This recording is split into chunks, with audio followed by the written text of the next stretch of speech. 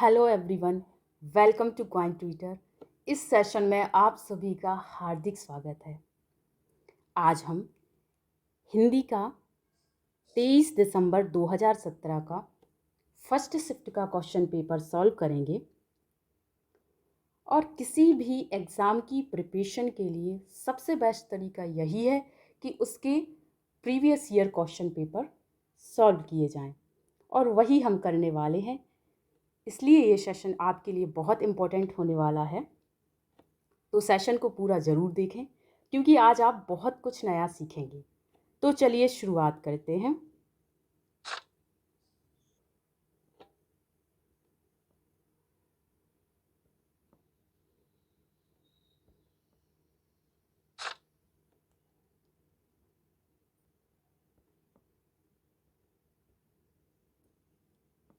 First question है, भाषा के शुद्ध रूप तथा प्रयोग का ज्ञान कराने वाला शास्त्र कहलाता है। भाषा के शुद्ध रूप तथा प्रयोग का ज्ञान कराने वाला शास्त्र व्याकरण कहलाता है। तो अब साहित्य क्या होता है?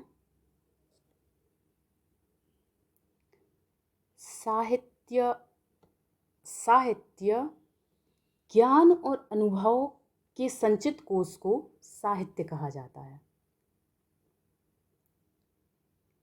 साहित्य विशिष्ट और कलात्मक शैली में लिखी गई रचनाओं का भंडार होता है। इस प्रकार हम ये बोल सकते हैं कि साहित्य ऐसी रचना होती है जिसमें दिल और दिमाग पर असर डालने का गुण होता है, लेकिन साहित्य में यह गुण पूर्ण रूप से उसी अवस्था में उत्पन्न होता है जब उसमें जीवन की सच्चाइयाँ और अनुभूतियाँ इन सभी को व्यक्त किया गया हो। वो क्या कहलाता है? साहित्य कहलाता है। जैसे हम देखते हैं कि गद्य साहित्य में क्या क्या होता है? कहानी, आत्मकथा, जीवनी। ओके, अब लिपि क्या होती है? लिपि लिपि लिपि का मतलब होता है लिखने की क्रिया। तो ध्वनियों को लिखने के लिए जिन चिन्हों का प्रयोग किया जाता है वही लिपि कहलाती है। जैसे चित्रलिपि, ब्राह्मी लिपि, ये सभी क्या हैं? लिपियां हैं। तो अब उपभाषा क्या होती है? उपभाषा उपभाषा मतलब भाषा के साथ प्रयुक्त होने वाली सहायक भाषा एवं बोली जिसे एक क्षेत्र विशेष के लोग प्रयोग करते हैं, वो क्या कहलाती है? उपभाषा कहलाती है। जैसे अवधी,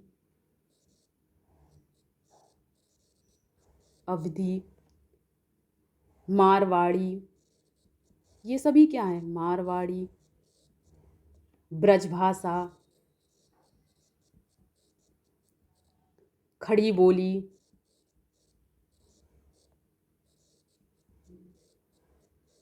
ये सभी उपभाषाएं कहलाती हैं। नेक्स्ट, शब्दों में प्रयुक्त वर्णों को अलग अलग करके लिखने को क्या कहते हैं? ये वर्ण विच्छेद कहलाता है। विच्छेद कर रहे हैं, अलग अलग कर रहे हैं, मतलब क्या है? ये वर्ण विच्छेद कहलाता है। नेक्स्ट, क्या बात कर रहे हो? मैंने तो सुना नहीं। इस वाक्य में रिक्त स्थान पर उचित निपात को भरिए। निपात निपात किसी भी वाक्य में एक ऐसा शब्द होता है जिसको सिर्फ और सिर्फ बल देने के लिए यूज किया जाता है। किसी भी बात पर जोर देने के लिए जिन शब्दों का प्रयोग किया जाता है उसे निपात कहते हैं। जैसे तक, मत, क्या, केवल, भी, ही, ये सभी क्या हैं, निपात हैं। और भी निपात हैं, सिर्फ यही निपात नहीं कहलाते, सभी के सभी ये सभी निपात ही दिए गए हैं। सा, तो, भी, ही, ये सभी क्या हैं, निपात हैं। निपात का कोई लिंग वचन नहीं होता है, ठीक है। इसमें क्या होता है, सीधी सी बात यही है कि यदि हम इसको प्रयोग करते हैं, निपात निपात का प्रयोग करने से कुछ नहीं होता है, सिर्फ और सिर्फ वाक्य में क्या आता है, प्रेशर आता है, मतलब अधिक भार आता है। और लेकिन उसमें वाक्य में कोई बदलाव नहीं होता है, सिर्फ और सिर्फ क्या आ जाता है, प्रेशर आ जाता है। तो वो क्या कहलाते हैं, ऐसे सारी के सारे शब्द क्या कहलाते हैं, निपात कहलाते हैं। जैसे क्या आप सुन रहे हैं, क्या, ये क्या हो गया, निपात हो गया। तुमने तो हद कर दी, तो जो है ना वो भी क्या है, निपात है। उसने अभी तक मुझसे बात नहीं की, तक तक भी क्या आ गया, निपात हो गया, ये प्रेशर डाल रहा है। निपात 9 प्रकार के होते हैं। निपात कितने प्रकार के होते हैं, 9 प्रकार के होते हैं। एक होता है स्वीकृति बोधक, जैसे बोला हाँ, हाँ, जी हाँ, जी हाँ, ये भी क्या है, निपात है। एक दूसरा होता है नकार बोधक, ये क्या है, पहला है स्वीकृति बोधक, दूसरा क्या होता है, नकार बोधक, जिसमें जैसे जी नहीं, नहीं,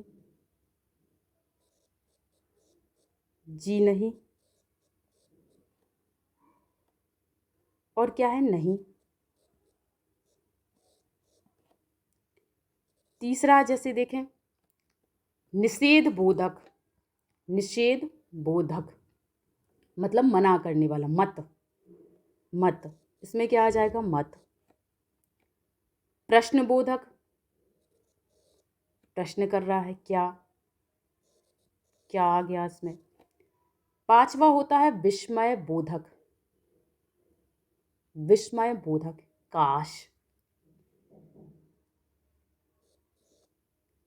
काश।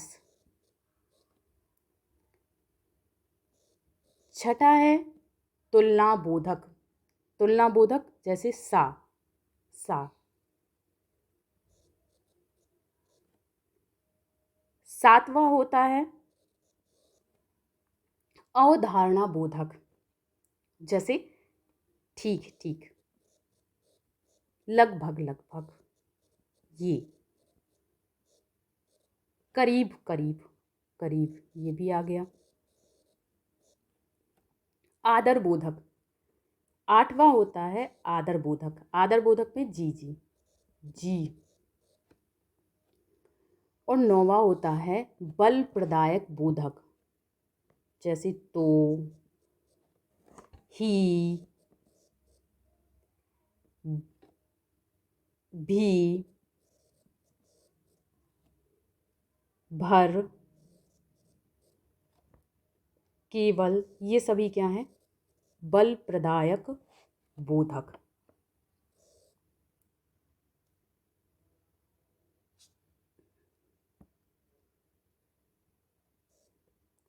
तो यहाँ क्या आएगा,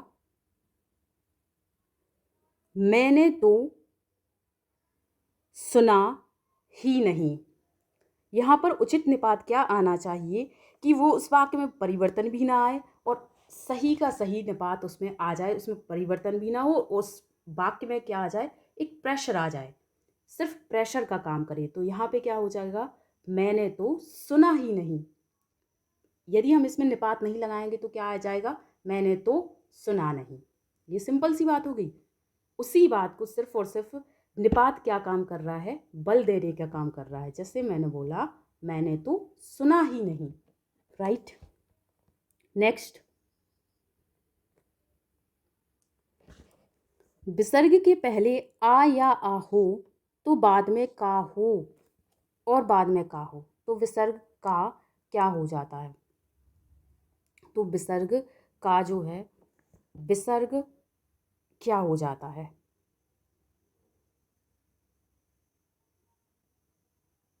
अच्छा, विसर्ग से पहले आ है या आ है और उसके बाद का है तो विसर्ग क्या हो जाता है,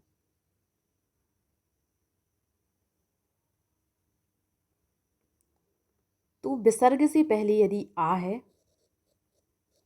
या आ है और उसके बाद का है,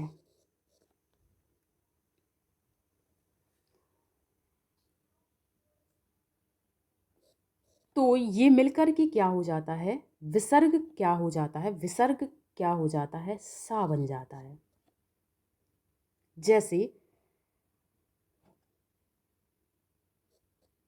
जैसे हम देखें कि श्रेयस्कर, श्रेयस्कर, इसमें क्या हुआ है, श्रेय धन कर, श्रेयस्कर जो विसर्ग है वो क्या बन गया, आधा सा, श्रेयस्कर। जैसे हो गया एक और बृहस्पति, बृहस्पति, इसमें भी क्या है, ब्रहा धन पति, तो क्या बन गया, आधा सा। क्या होता है, एक रूल होता है जिसमें क्या होता, अघोष व्यंजन। अघोष व्यंजन क्या होते हैं, जैसे कोई भी वर्ग होता है, जैसे हमने पढ़ चुके हैं हम ये कि जो वर्ग होते हैं ना, जैसे का वर्ग, का वर्ग में क्या क्या आता है, का, खा, गा, घा, इंगा। चा वर्ग में क्या आता है, चा, छा, जा, झा, इया। ये सभी होते हैं वर्ग। इन वर्ग के अंतर्गत कितने आते हैं, 5 वर्ण आते हैं। तो जो 5 वर्ण आते हैं ना, उसमें जो पहला और दूसरा वर्ण होता है, जैसे हमने लिखा का, खा, ये का वर्ग के अंतर्गत आते हैं। 1 मिनट, जैसे मैंने लिखा, यहाँ लिखती हूँ मैं, का वर्ग, इसमें क्या आ जाएगा, का, खा, गा, घा, इंगा। ठीक है, तो जो पहला वर्ण है और दूसरा वर्ण है, ये दोनों क्या कहलाते हैं, अघोष व्यंजन कहलाते हैं। तो कहने का मतलब ये है कि विसर्ग से पहले यदि आ या आ है और उसके बाद यदि अघोष व्यंजन है, मतलब पहला और दूसरा,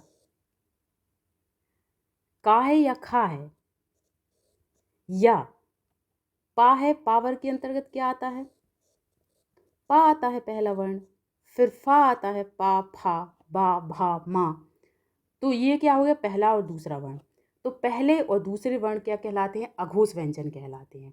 तो विसर्ग से पहले यदि आ या आ आता है और उसके बाद यदि कोई भी अघोष व्यंजन आ जाता है, तो क्या हो जाता है, विसर्ग जो है वो क्या बन जाता है, सा बन जाता है। ठीक है, जैसे हम यहाँ देखें श्रेयस्कर, तो यहाँ क्या लिखा है, श्रेय धन कर, मतलब श्रेय, श्रेय। या में क्या है, पहले से ऑलरेडी आ है।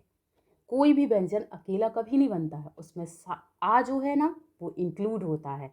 तो यहाँ पे क्या है, या में क्या है, आ पहले से है, तो आ मिल गया, और विसर्ग के पहले क्या है, आ है, और वो उसका किससे मिल रहा है, का है, अघोष व्यंजन से मिल रहा है। तो क्या बन जाता है, शा बन गया। जैसे यहाँ हो गया श्रेयस्कर, बृहस्पति है तो क्या हो गया, ब्रहा धन पति। पा क्या है, हमने देखा पा भी क्या है, अघोष व्यंजन है। पहला और दूसरा वर्ण जो है वो अघोष व्यंजन कहलाता है। तो ये रूल होता है विसर्ग व्यंजन का, ये रूल होता है जिसमें सा बन जाता है, विसर्ग सा बन जाता है।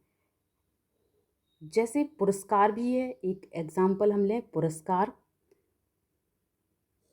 पुरः धन कार, पुरस्कार।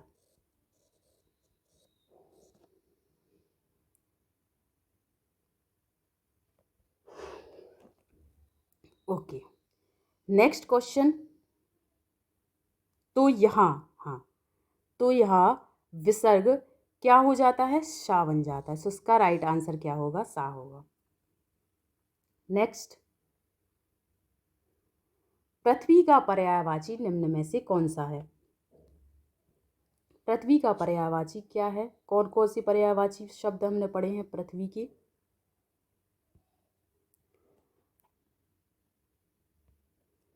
पृथ्वी के पर्यायवाची शब्द भू, भूमि और धरा, धरती, जगति, क्षिति, वसुधा,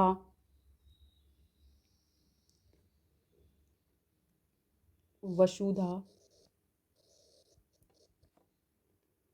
वसुंधरा, धरणी, धरणी और जगति, जगति, अवनी, अवनी भी होता है, अवनी, उर्वी भी बोलते हैं, उर्वी, और अचला,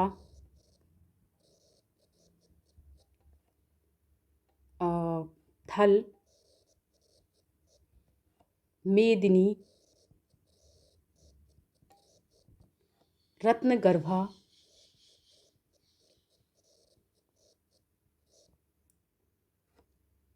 मही। तो इनमें से क्या आ जाएगा, पृथ्वी का पर्यायवाची शब्द कौन सा आ जाएगा। और लास्ट क्या है इसमें, इला, इला भी इसका होता है। इनमें से कोई नहीं है, सिर्फ और सिर्फ इला आया है, इला भी होता है। ठीक है, और क्या होते हैं, मतलब सब भी हमारे लिए याद होना चाहिए। इला और उर्वी, उर्वी भी होता है, उर्वी, उर्वी और क्षिति, क्षिति, ये सभी क्या होते हैं, पृथ्वी के पर्यायवाची शब्द होते हैं। तो इसका राइट आंसर क्या आ जाएगा, इला। नेक्स्ट, जो कुछ नहीं जानता उसके लिए एक शब्द निम्न में से कौन सा है। अज्ञ उसके लिए शब्द है, अज्ञ का मतलब होता है जो कुछ नहीं जानता। नेक्स्ट, पित्रादेश का संधि विच्छेद निम्न में से कौन सा है। पित्रादेश, इसका संधि विच्छेद क्या है, पितृधन आदेश, पितृ धन आदेश। इसमें क्या हुआ, री और आ मिल गया, दोनों ही मिलकर के रा हो गया। तो क्या होगा, पित्रादेश। यहाँ पे कौन सा है, स्वर संधि तो है ही, लेकिन स्वर संधि में क्या है, यहाँ पर यण स्वर संधि है, यण स्वर संधि।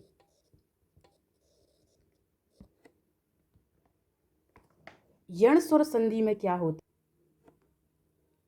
यण स्वर संधि का नियम होता है कि यदि ई या ई, उ या ऊ या फिर री, इन सभी के बाद, इन सभी के बाद क्या होना चाहिए, कोई दूसरा स्वर आए।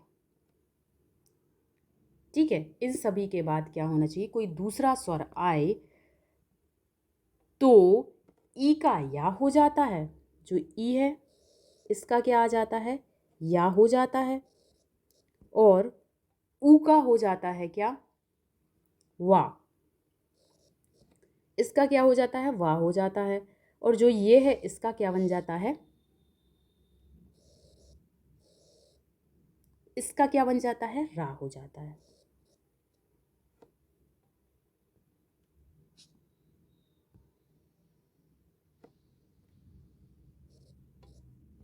रा हो जाता है, तो वहाँ क्या होता है, यण स्वर संधि आ जाती है।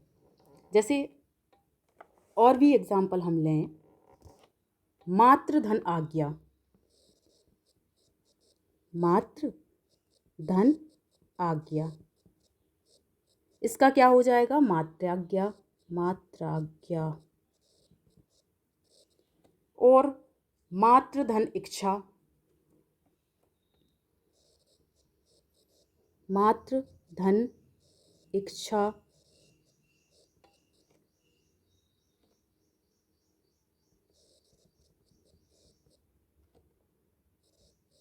मातृक्षा।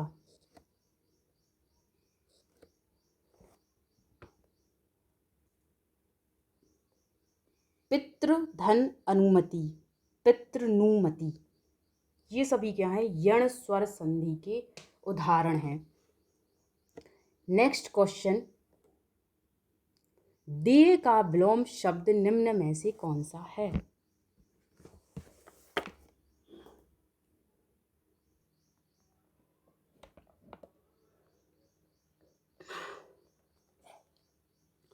हाँ, तो यहाँ क्या है? देय का विलोम शब्द निम्न में से कौन सा है?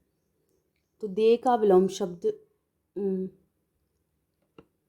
क्या रहेगा? अदेय। देय का मतलब क्या होता है? देय का मतलब होता है देने योग्य, जो देने योग्य है। अदेय का मतलब क्या हो जाएगा? जो देने योग्य नहीं है। तो यहाँ राइट आंसर क्या रहेगा? अदेय।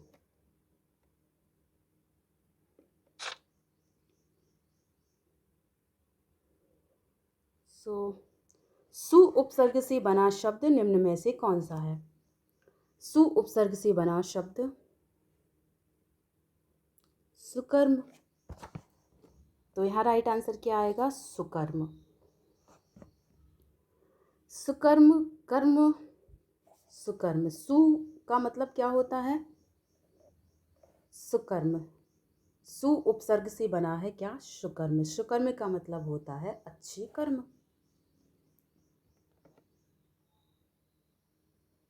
नेक्स्ट, लंबोदर शब्द में निम्न में से कौन सा समास है? लंबोदर में कौन सा समास है? लंबोदर का जब समास विग्रह करेंगे तो यहाँ आ जाएगा लंबा है उदर जिसका। लंबा है उदर जिसका,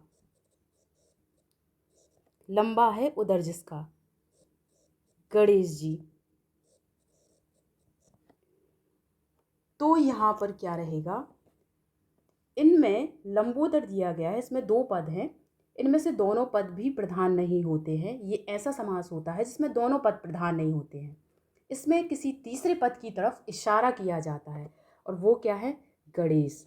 लंबा है उदर जिसका मतलब गणेश। तो ये क्या कहलाता है? बहुब्रीहि समास कहलाता है। और इसमें क्या होता है कि इसमें जिसका जिसकी होता है, इसमें क्या होता है? जिसका जिसकी जहाँ होता है वहाँ क्या होता है?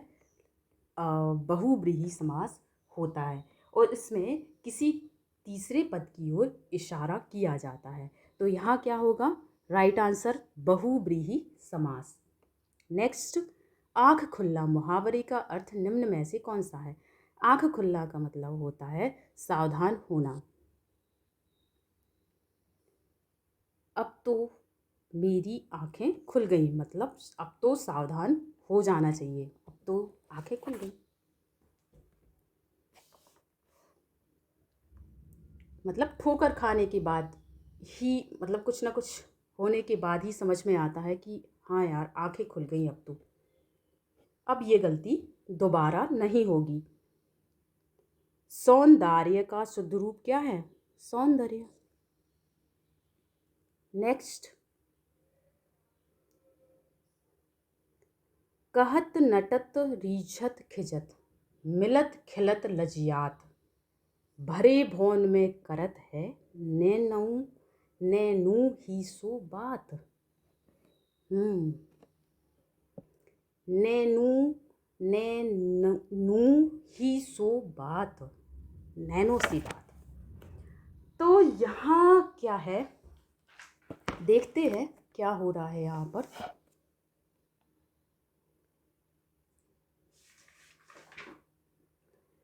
यहाँ पर बोला है कहत। यहाँ पर नायक और नायिका, ठीक है, नायक और नायिका में कुछ हो रहा है, ठीक है। क्या हो रहा है देखते हैं क्या हो रहा है। कहत नटत मतलब नायक कुछ कह रहा है। कहत मतलब नायक कुछ कह रहा है। नटत, नटत का मतलब है नायिका इनकार कर रही है। इशारों में नायिका क्या बोल रही है, इनकार कर रही है। रीझत मतलब जब नायिका ने मना किया तो क्या हो रहा है, नायक का प्रेम और भी बढ़ रहा है, ठीक है। वो मना कर रही तो इसको और भी प्रेम बढ़ रहा है नायक का। खिजत, खिजत का मतलब होता है जब नायक रीझ रहा है तो नायिका गुस्सा कर रही है। ओके, गुस्सा कर रही है, गुस्सा दिखा रही है, लेकिन कैसा, झूठा बूटा वाला। तो नायिका क्या कर रही है, झूठा सा गुस्सा दिखा रही है।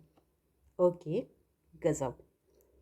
मिलत खिलत लजियात मतलब मिलत मतलब नायक जो है वो इशारों इशारों में नायिका से मिलने की बात कर रहा है।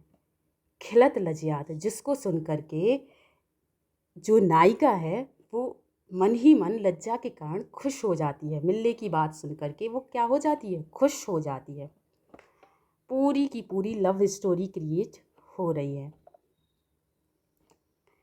ओके, आगे भरे भोन में करत।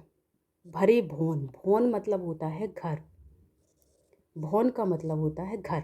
भरे भोन में करत है मतलब घर में, घर भरा हुआ है मतलब सभी के सभी सदस्य बैठे हुए हैं, सब लोग हैं, फिर भी वो लोग क्या कर लेते हैं, बात कर लेते हैं।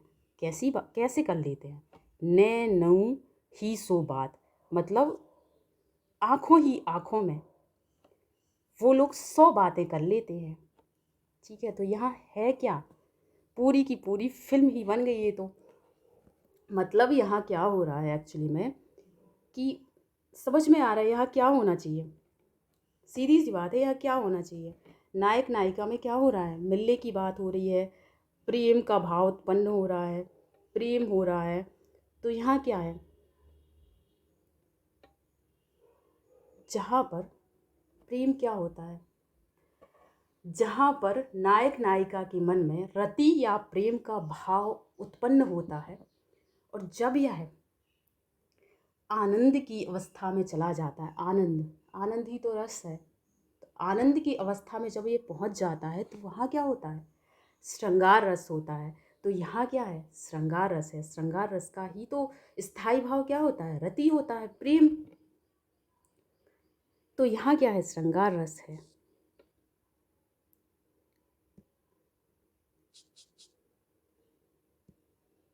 तो श्रृंगार रस जो है इसका राइट आंसर क्या रहेगा, श्रृंगार रस। ओके, यहाँ पे क्या हो गया, श्रृंगार रस, इसका राइट आंसर क्या रहेगा, श्रृंगार रस। लेकिन इसके आगे थोड़ा हम और देख लेते हैं कि श्रृंगार रस में क्या क्या होता है। श्रृंगार रस के 2 प्रकार होते हैं, पहला होता है संयोग और दूसरा होता है क्या, वियोग। एक होता है संयोग श्रृंगार रस और एक होता है वियोग श्रृंगार रस। संयोग का मतलब ही है कि जहां पर नायक नायिका का मिलन हो। ओके, जहां पर नायक नायिका का मिलन हो वहां क्या होगा, संयोग श्रृंगार रस। और जहां क्या हो, बिछड़ना हो, बिछड़ रहे हो, वहां क्या होता है, वियोग श्रृंगार रस। तो श्रृंगार रस 2 प्रकार के होते हैं, संयोग और वियोग। अब दूसरी बात ये आती है कि श्रृंगार रस के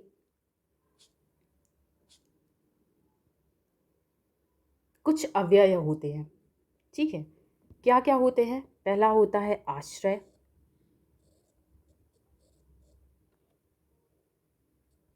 दूसरा होता है क्या, आलंबन,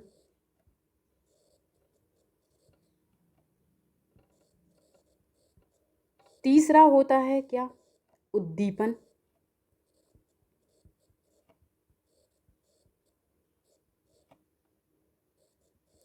चौथा होता है अनुभाव, और पांचवा क्या होता है? संचारी भाव।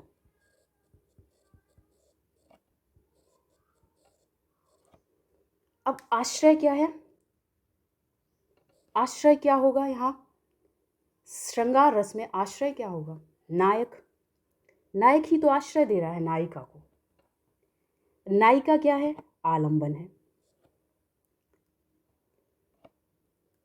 आश्रय क्या हो गया? नायक। और आलंबन क्या हो गया? नायिका। उद्दीपन क्या है? उद्दीपन का मतलब होता है कि नायक नायिका की शारीरिक चेष्टा है, मतलब ये हाव भाव। जैसे कि जैसे नायिका नायक को देख करके मुस्कुरा जाना, ठीक है, बालों को संभालना, समथिंग लाइक दैट, कि इस टाइप की जो एक्टिविटीज़ हैं वो क्या कहलाती हैं? इस तरीके के हाव भाव। ऐसी कोई परिस्थिति, ऐसी वस्तु जिसे देख करके क्या हो जाए? हार्ट बीट बढ़ जाए, मतलब क्या हो जाए? खलबली सी मच जाए, ठीक है, मतलब सिस्टम क्या हो जाए? गड़बड़ा सा जाए। इसका मतलब ये है कि मतलब इसमें प्रेम भाव उत्पन्न हो जाए, ठीक है। वहाँ क्या होता है? वो क्या कहलाता है? उद्दीपन कहलाता है, ठीक है। अब बात आती है अनुभाव क्या होता है? अनुभाव अनुभव होता है कि जो यहाँ सब हो रहा था, नायक नायिका जो एक्टिविटीज़ कर रहे थे, जो दूर दूर से कर रहे थे, इशारों इशारों में बातें करना, ठीक है, इशारों में हाव भाव ऐसे व्यक्त करना, कुछ मुस्कुरा देना, बालों को ठीक करना, कुछ समथिंग कुछ करना, वो सब डायरेक्ट होने लगे। मतलब ये यही कहना है इसका। अनुभाव जहाँ अनुभव होने लगे, मतलब कोई चीज़ थ्योरी में लिखी है, उसको प्रैक्टिकल में जब अप्लाई करते हैं तो जो एक्सपीरियंस होता है, जो अनुभव होता है, वही क्या कहलाता है? अनुभाव कहलाता है। जैसे आलिंगन, मतलब गले से लगाना, आलिंगन, कटाक्ष,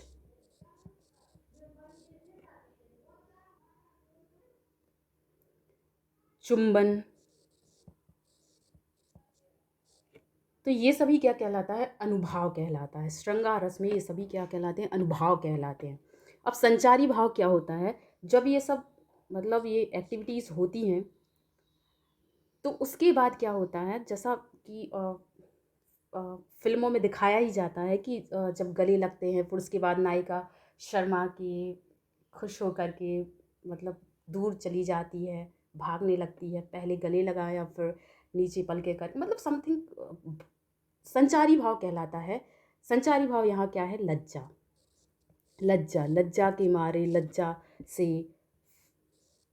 और इससे क्या होता है? ये सब मतलब अनुभव होने से क्या होता है? संचारी भाव क्या आता है? हर्ष, लज्जा, ये सभी चीज़ें उत्पन्न होती हैं, तो ये क्या कहलाता है? संचारी भाव कहलाता है।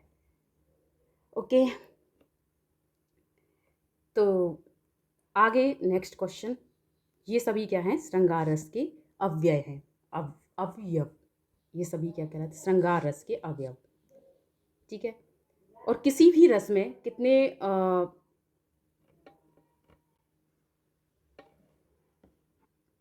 किसी भी रस में कितने भाव होते हैं? किसी भी रस में, कोई भी रस हो, उसमें चार भाव तो होते ही हैं। कौन कौन से? स्थायी भाव, विभाव, अनुभाव और संचारी भाव, ठीक है।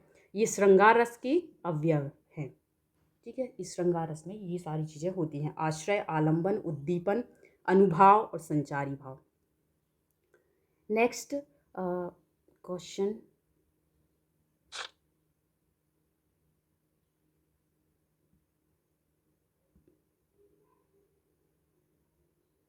हनुमान की पूंछ में लगन न पाई आग, गई आगी, सारी लंका जल गई, गए निशाचर भागी। तो यहाँ पूछा है कौन सा अलंकार है? सही विकल्प चुनिए। हनुमान जी की पूंछ में आग लगने से पहले ही, लगन न पाई आग, आग लगने से पहले ही लंका जल गई, ठीक है। और सारे निशाचर भाग भी गए। तो क्या मतलब ये सही है कि आग लगने से पहले ही लंका जल गई? नहीं ना। तो यहाँ पर बस वही है कि जब लोग सीमा का अतिक्रमण करके किसी बात को बहुत ज़्यादा बड़ा चढ़ाकर कहा जाए तो वहाँ क्या होता है? अतिशयोक्ति अलंकार होता है। तो यहाँ पर क्या है? अतिशयोक्ति अलंकार है। नेक्स्ट, दिए गए शब्द का विलोम निम्न में से चुनिए। वो शब्द कौन सा है? अनुकूल। अनुकूल का सबको पता है, हम सभी को पता है कि विलोम शब्द होता है प्रतिकूल। तो राइट आंसर क्या रहेगा? Third option is the right answer. Next, जो भाषा राजकीय व्यवहार की भाषा हो उसे निम्न में से क्या कहते हैं? राजभाषा बोलते हैं उसको। अंक शब्द का अर्थ है, अंक शब्द का अर्थ है गोद। अंक को संख्या भी बोलते हैं और चिन्ह भी बोलते हैं। तो यहाँ पे क्या है? इसका सही आंसर है गोद। आगे है चंद्रमुख का समास विग्रह बताइए। समास विग्रह बताना है। समास विग्रह तो चंद्रमुख का समास विग्रह क्या होगा? चंद्रमा के समान मुख। चंद्रमा के समान मुख। अब चंद्रमा के समान मुख के समान आया है, जहाँ पर के समान होता है, रूपी होता है, ये सारी चीज़ें होती हैं, वहाँ क्या होता है? कर्मधारय समास होता है। तो यहाँ पे क्या है? कर्मधारय समास भी है, मतलब कर्मधारय समास है। और हम जानते हैं कि कर्मधारय समास में क्या होता है? तुलना होती है। ये तुलना ही तो है, चंद्रमा की समान मुख। और दूसरी बात ये भी है कि इसका पहला पद जो है ना, वो कैसा होता है? विशेषण होता है। और दूसरा पद क्या होता है? मुख्य शब्द होता है। तो ये क्या है? कर्मधारय समास है। लेकिन यहाँ पे हमसे समास विग्रह पूछा है, तो समास विग्रह इसका क्या है? चंद्रमा के समान मुख। फर्स्ट ऑप्शन इसका क्या है? राइट आंसर है। नेक्स्ट और लास्ट क्वेश्चन, प्रथा। प्रथा इस शब्द युग में प्रथा का अर्थ तो रीति है, लेकिन इस वाली प्रथा का अर्थ बताना है। इस वाली प्रथा का अर्थ होता है पृथ्वी की बेटी। इसका मतलब होता है पृथ्वी की बेटी। ये राजा कुंती भोज की कन्या कुंती, जो कि पांडु की पत्नी तथा पांडवों की माता थी। तो प्रथा का यहाँ मतलब क्या है? कुंती।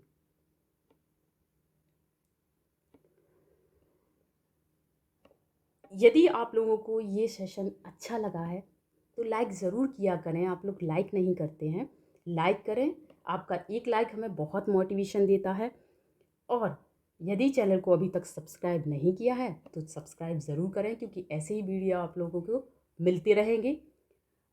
और वीडियो को शेयर करें, जितना शेयर कर सकें आप ज़रूर करें।